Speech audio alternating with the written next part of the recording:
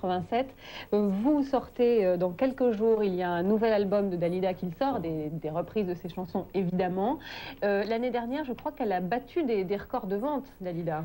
Oui, disons que l'année dernière, on célébrait les 10 ans de sa disparition. Donc il y a eu beaucoup d'événements. Il y a eu les années Orlando qui sont sortis. Pourquoi les années Orlando? Parce que la première période de Dalida, c'est les années Barclay, jusqu'en 70. De 56 à 70, bravo. Hein, et puis Orlando, de 70 à aujourd'hui. Donc, je crois qu'elle a battu tous les records de vente. L'année dernière, oui. Même l'année dernière, mais en tout. Ah oui, elle a vendu 200 vivants, 120 millions de disques, tous supports confondus. Et puis, depuis qu'elle est partie, il y a une bonne dizaine de millions qui est venue se rajouter. Et surtout l'année dernière, elle a vraiment battu. Elle a été la chanteuse française, vivante ou disparue, qui a vendu le plus de disques en France. Mais c'était dû aussi à cause aussi de la célébration de ces 10 ans. Il y a beaucoup de choses qui sont passées. Il y a eu l'inauguration de la place, la statue à Montmartre et plein d'autres choses. Mais 11 ans après sa mort, comment expliquez-vous que Dalida soit toujours aussi à la mode? Qu'elle n'ait pas pris une ride, si on peut dire? Elle serait contente d'ailleurs. Dalida, quand elle est sortie, elle a été la première chanteuse de jeunes. Et donc, elle s'est toujours remise en question, parce qu'elle disait que dans ce métier, on n'est jamais arrivé. Et en quelque sorte, étant donné qu'elle fait partie intégrante de notre mémoire collective, les parents, en quelque sorte, ils ont repassé les flambeaux aux nouvelles générations. Et disons que Dalida aussi, les jeunes se retrouvent en elle, on peut appeler la génération Dalida, parce que peut-être qu'ils ne trouvent pas ailleurs ce qu'elle leur apportait. Et qu'est-ce qu'ils trouvent, justement, à votre avis? Et Dalida, elle incarne toujours, on parle souvent du rêve américain. Et Dalida, pourquoi pas, d'ailleurs le titre de l'album, elle incarnait un peu le rêve oriental, le métissage de toute la Méditerranée, de toutes ces langues. Et en plus, la façon de se présenter, parce que Dalida n'était pas simplement une chanteuse, c'était une artiste. Et en plus, je ne pense pas qu'en Europe, il faudrait traverser l'Atlantique pour trouver une Dalida, parce que son registre était assez large et savait tout faire avec un égal bonheur. Elle chantait l'amour surtout. C'était la chanteuse de l'amour, mais à côté de ça, c'était aussi une excellente comédienne. Elle interprétait ses chansons et en plus, elle avait cette élégance, cette grâce. On a souvent imité les mains de Dalida. Oui, la gestuelle de Dalida est célèbre, en plus avec sa parure de cheveux. Elle s'en occupait très bien, et puis ses robes légendaires. Et encore, disons, elle a eu cette chance. Et si on peut dire, Dalida, elle était profondément populaire, mais avec distinction, et proche des gens. Et ce timbre qu'elle avait, parce qu'il y a plein de gens qui ont des voix très belles, il y en a eu, il y en aura toujours. Mais Dalida, si elle est toujours à la mode, qu'elle ne se démode pas parce qu'elle est hors mode d'abord, c'est parce qu'elle avait un timbre tellement personnel et une personnalité aussi, et son très originale. Peut-être aussi. Oui, c'était pas une petite poupée Barbie. Non, non, elle avait été élue... Donc elle est assez contemporaine. Absolument, en 1954, elle avait été élue Miss Égypte, et elle avait surtout une très grande personnalité. On va voir ses fans, d'abord, avant de la voir elle. L'association a été créée en 1957 sous le nom Club Dalida. Elle devient en 1984 l'association Dalida et compte à ce jour 613 adhérents. Le but de Monique, Fabien, Olivier et Viviane est de pouvoir rester en contact avec l'artiste et ses fans et de se procurer ses œuvres. Quand on aime Dalida, il faut trouver du matériel. Et donc l'association, c'est quand même le lieu où on peut trouver le plus de documents, que ce soit des disques, des émissions, enfin toutes sortes de matériel. Viviane est la présidente de cette association. C'est donc chez elle qu'arrivent les différentes lettres. Alors, à demain. Demain, au revoir. C'est quoi tout ça? C'est ce que je reçois pratiquement tous les jours.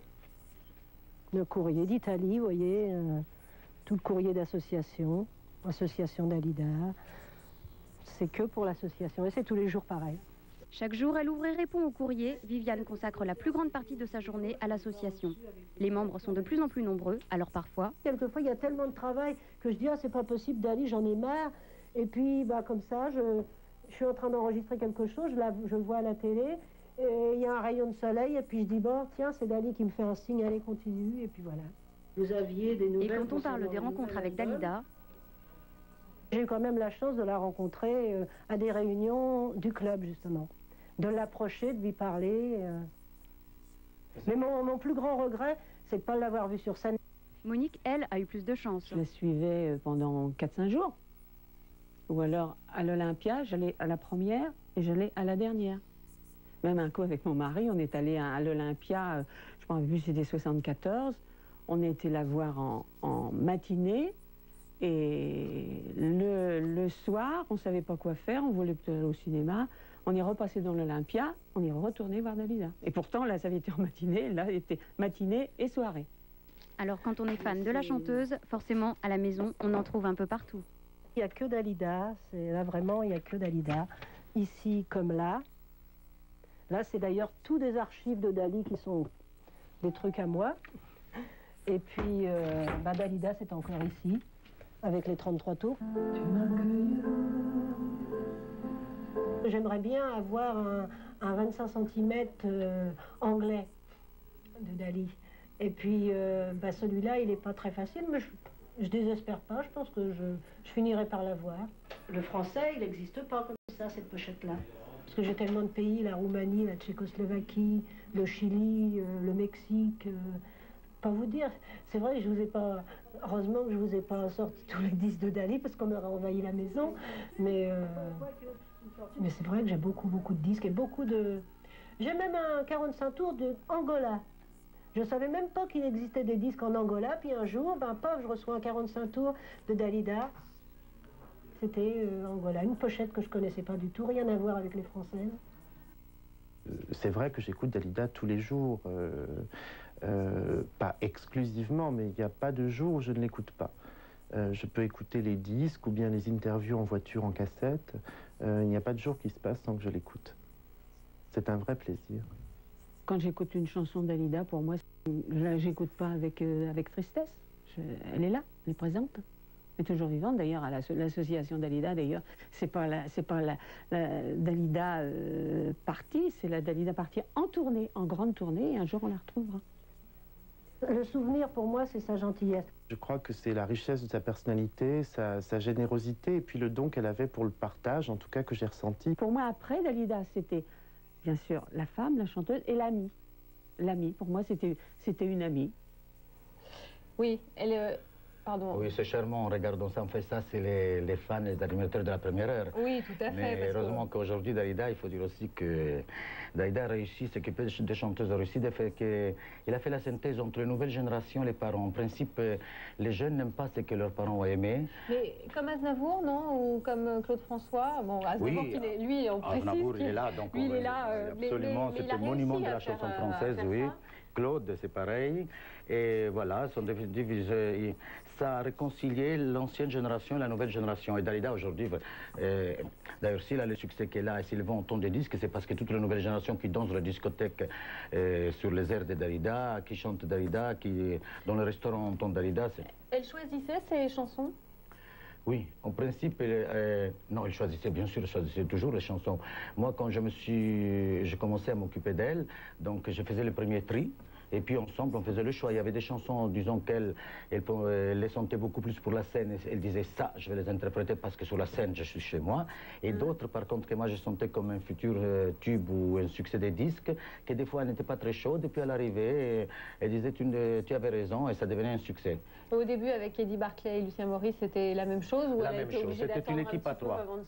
Disons que, bien sûr que quand on démarre, on se cherche. Absolument, on se cherche et puis on fait confiance aux autres automatiquement. En plus, même si elle avait une très forte personnalité, mais elle faisait confiance aussi aux gens qui croyaient en elle. Donc elle a laissé un peu choisir pour elle. Mais disons, vu le caractère qu'elle avait Dalida, depuis le départ, elle savait ce qu'elle voulait. Elle s'est trompée rarement. Est-ce qu'elle a écrit certaines chansons? Non. Et Dalida, c'est-à-dire qu'elle avait tout autour d'elle une équipe d'amis, surtout les dimanches, et il y avait des phrases qu'elle lançait, surtout si on prend les dernières chansons de Dalida de la dernière période de sa vie, qui sont un peu des chansons promonitoires, qui racontent un peu sa vie, c'est tous des phrases qu'elle a lancées au cours d'un dîner, et que là-bas, il y avait, et autour, il y avait donc les auteurs-compositeurs. Il y avait qui alors lors de ces dîners avec ses amis? C'était à Montmartre?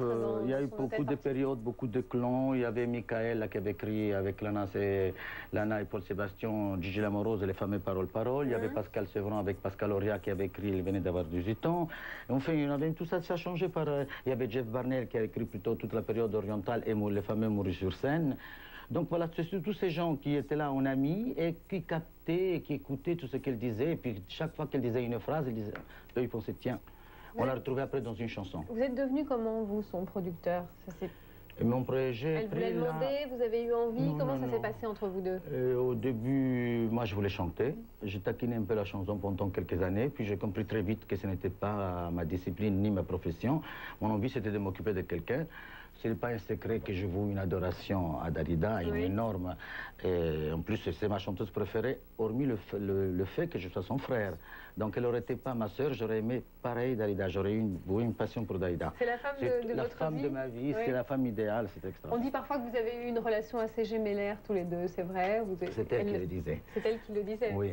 Et donc, voilà, j'ai quitté vite la chanson. J'ai travaillé 2-3 ans, j'ai appris mon métier chez Lee Barclay. Puis en 1970, on était le premier à fonder une maison de producteurs indépendants. Aujourd'hui, c'est monnaie courante, tout le monde le fait. On a été les premiers. Le public parisien n'a pas toujours été tendre avec elle, c'est-à-dire qu'elle avait son public, et puis il y avait les mauvaises langues toujours qui pouvaient se moquer d'elle parce qu'elle aimait Teilhard de Chardin, parce qu'elle aimait les philosophes, parce qu'elle cherchait. Est-ce qu'elle en a souffert de cela? Et disons, ce n'est pas le public, c'est plutôt les médias. Les médias, oui. Parce que le Vous public avez a été raison. toujours très fidèle à Dalida. Et Dalida, c'est une femme qui ne triche pas. Et avec le public, on ne triche jamais. S'il a duré jusqu'à aujourd'hui, ça fait 42 ans de carrière, on ne peut pas tricher. Et c'est surtout les médias, mais ça fait sourire une chanteuse populaire qui chantait aussi Darla Dada et qui s'intéresse à Teilhard de Chardin. C'est bien sûr que ça fait sourire, mais avec le temps, je pense que la plus belle réponse, comme il a dit Jean-François Kahn il y a quelques temps dans Marianne, elle doit pointer son doigt vengeur sur nous. En a-t-elle souffert? Car eux-mêmes, c'est ces gens-là qui aujourd'hui sont les plus grands admirateurs et les plus grands défenseurs. Honorable. Voilà, et c'est eux qui écrivent que Dalida était Mais mythe. est-ce que vous pensez qu'elle en a souffert? On souffre toujours. Et Dalida, par contre, s'il y avait des critiques qui étaient même mauvaises et justifiées, et constructives plutôt, il les acceptait, au contraire, ça le faisait avancer dans son métier. Il n'aimait pas quand c'était bête et méchant, disons gratuite, voilà. Bien sûr, comme tous les artistes, doivent souffrir, même s'ils ne le montraient pas. Oui. Elle est morte dans la solitude? Ça veut dire que c'est une solitude qu'elle s'est enfermée elle-même, disons la dernière année de Dalida. Et Dalida, comme elle disait elle-même, elle avait tout réussi dans sa vie, mais c'est, disons, la femme, elle avait mis un peu de côté, elle avait tout donné à l'artiste, elle avait tout donné à son public. C'est le pourquoi aujourd'hui le public continue à lui rendre tout cet amour qu'elle avait donné. Vous l'expliquez comme ça. Voilà, exactement. Et puis un beau jour, elle s'est retrouvée toute seule sans enfant. Et son mari, et puis à partir de là, elle a commencé peut-être un peu trop à réfléchir.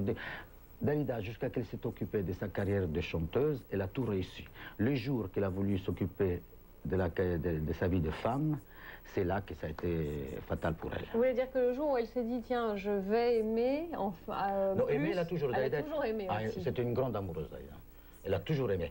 Mais cet amour n'allait jamais plus loin. Pourquoi? Parce qu'elle mettait toujours sa carrière en avant. Et puis, à bout de moment, la personne qui était avec elle, qui passait en deuxième plan, c'était pas toujours agréable. Et c'est pour ça que ça cassait. Et puis, avec le temps qui passe aussi, automatiquement, et il y a l'âge qui rentre en jeu, tout ça. Et puis, Dalida était une femme très fière. Elle avait toujours dit, personne ne me volera ma mort, personne ne baissera les rideaux pour moi. Et je pense qu'elle-même, elle a voulu partir en pleine gloire et en pleine beauté. En beauté, et puis elle avait tout donné à son public. Et le don ultime, ça a été qu'elle garde d'elle cette image. Dalida restera dans l'image des gens, dans l'imagerie de la mémoire collective, jeune, belle, triomphante. Donc au fond, c'est très bien, quoi.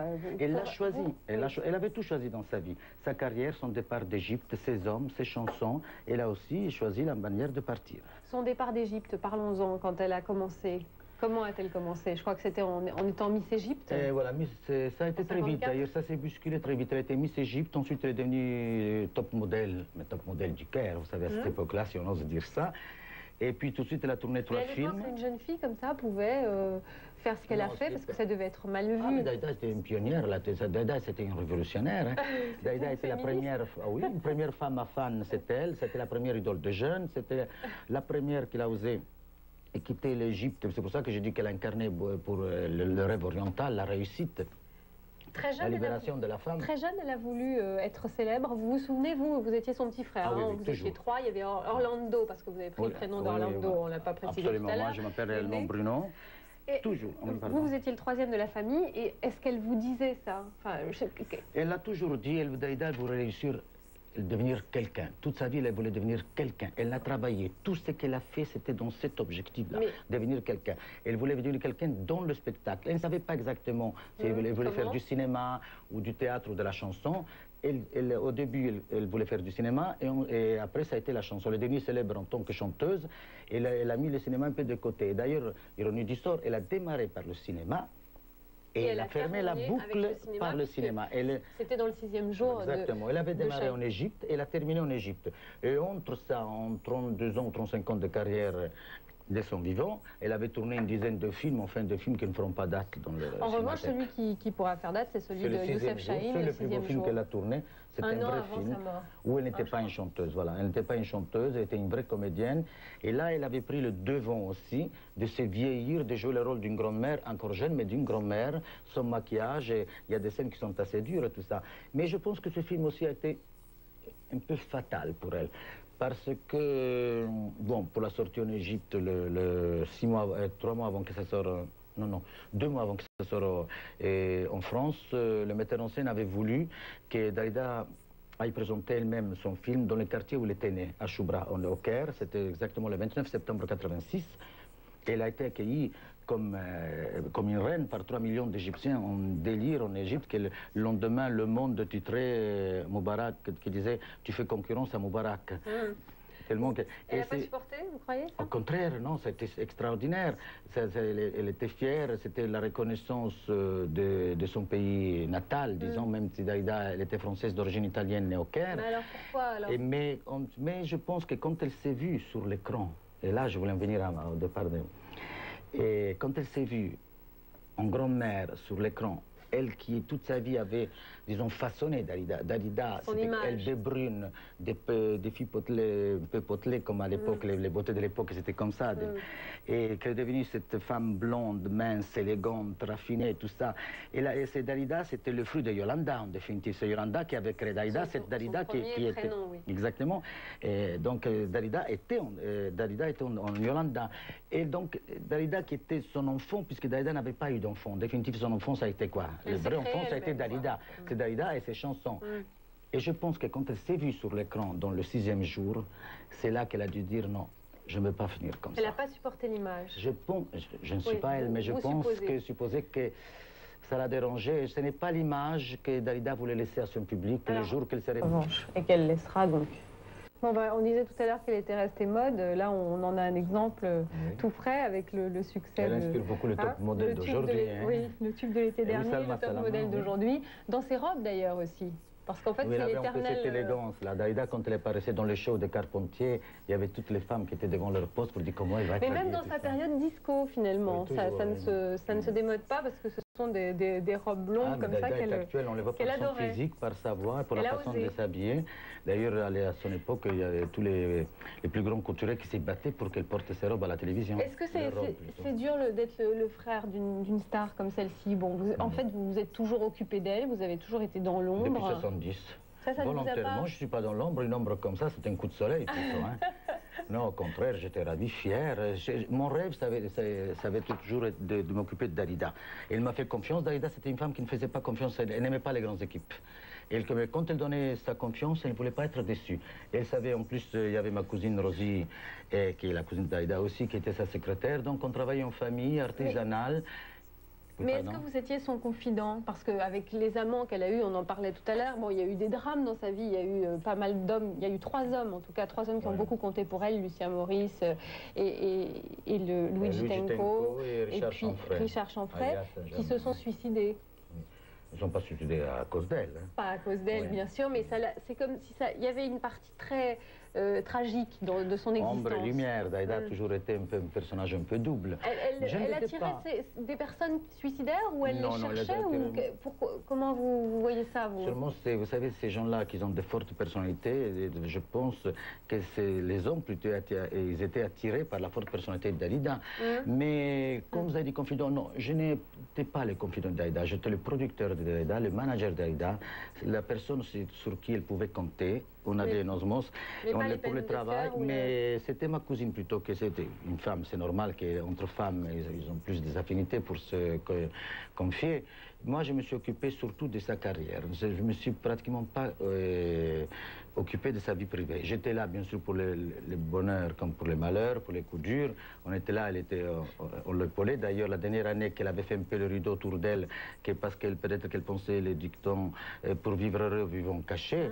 C'est à partir de ce moment-là, quand il a eu la dernière déception d'amour, qu'on n'a pas été là pour lui porter tout l'amour dont elle avait besoin, mais c'était son choix, c'était elle qui s'était entourée dans sa forteresse à Montmartre, qu'elle ne voyait plus personne. Vous avez parlé tout à l'heure des enfants, elle n'en avait pas voulu.